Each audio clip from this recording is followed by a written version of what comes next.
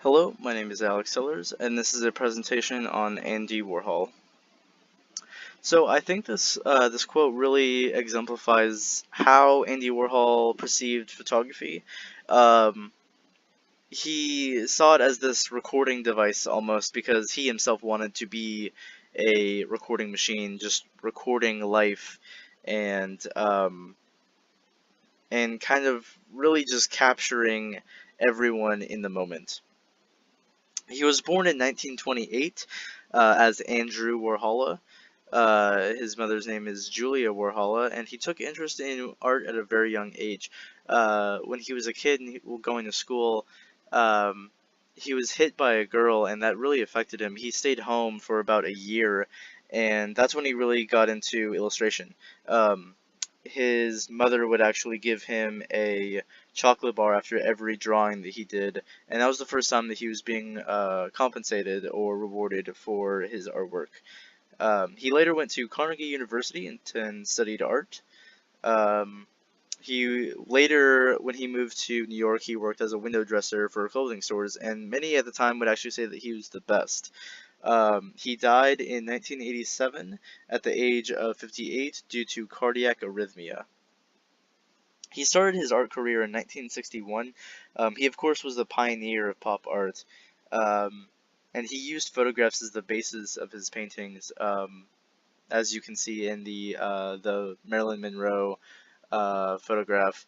Um, he wanted to, like I said, record everything, and he took up photography at one point because it was easier. He wasn't really afraid to admit that he liked different mediums just because of their difficulty level.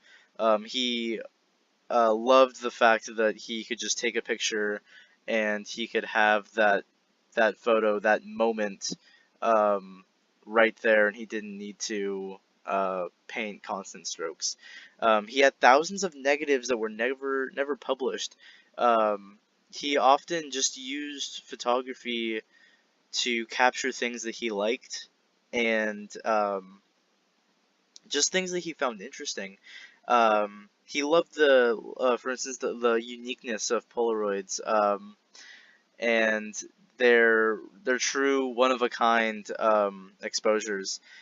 He took photos of celebrities in both formal and informal fashions. So he would get people into the studio and have a formal photo shoot with them, and then sometimes he would go ahead and kind of um, throw a curveball, if you will.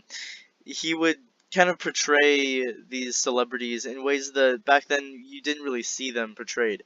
We'll get on to more of that later. He worked in a state of constant systematic order.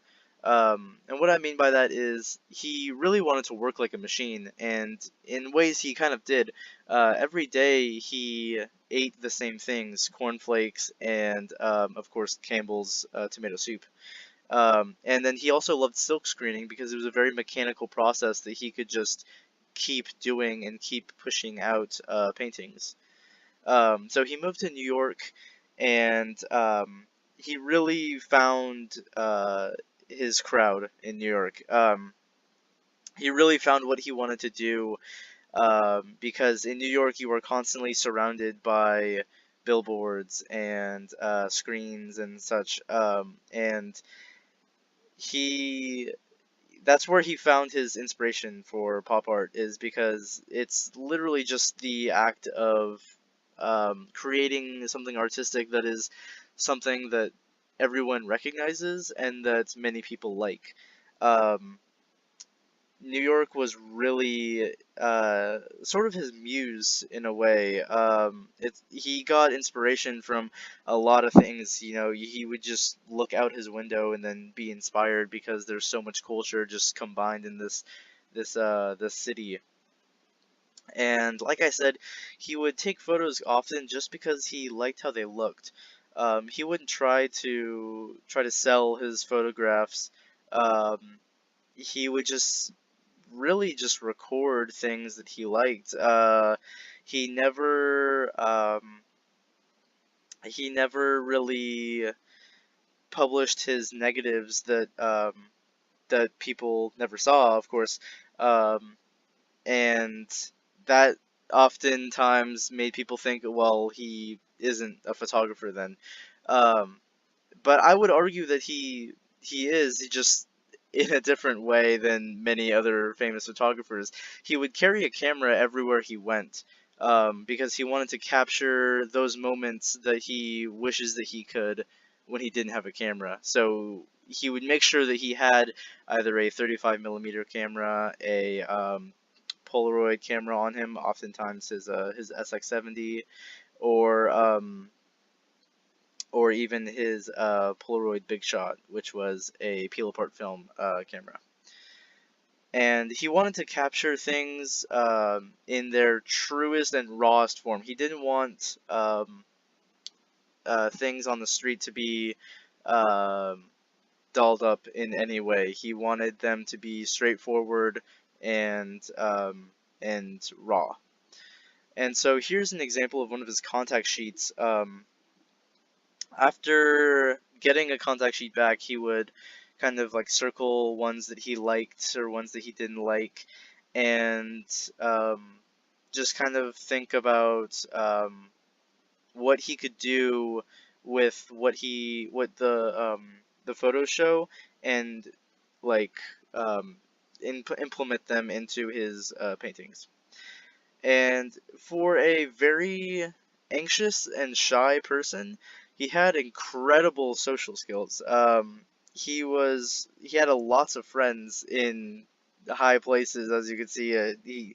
He's friends with Mick Jagger and Jerry Hall and Keith Richards. He was actually invited to Jerry Hall's birthday, and he was often invited to things like this. He was part of the the celebrity scene.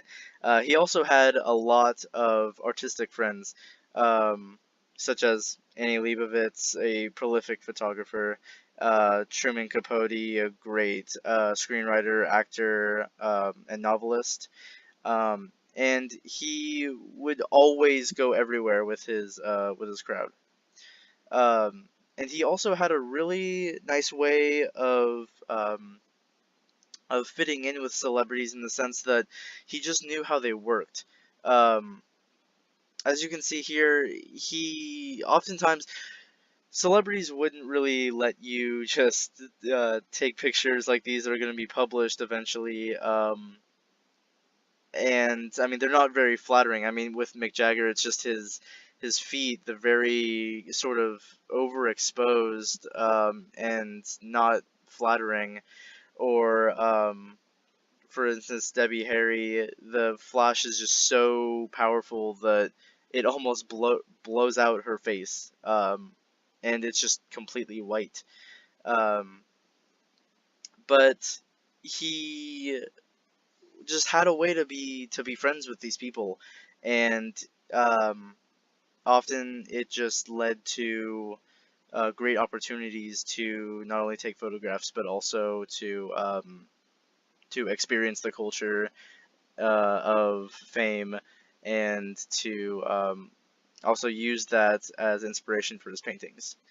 Um, he also traveled a lot, and that kind of also gave him much more inspiration. Um, he was a very interesting person, to say the least. He did things in very unconventional ways that didn't make sense to some people, but made sense to him. And thus, in the future of just repeatedly doing those things, people slowly started to catch on, and that's really when pop art exploded, and um, and when Andy Warhol really made a name for himself. Um, his significance is that he was the first one to truly spread the notion of selfies. Um, he took photos to draw inspiration from his pop art, and he also um, he changed the way that people perceive photography. He was sort of the first Instagram photographer, if you will, as well as the first proto hipster, and he influenced the notion that photographs appear overly simple and they can have meaning and value even though they are very simple.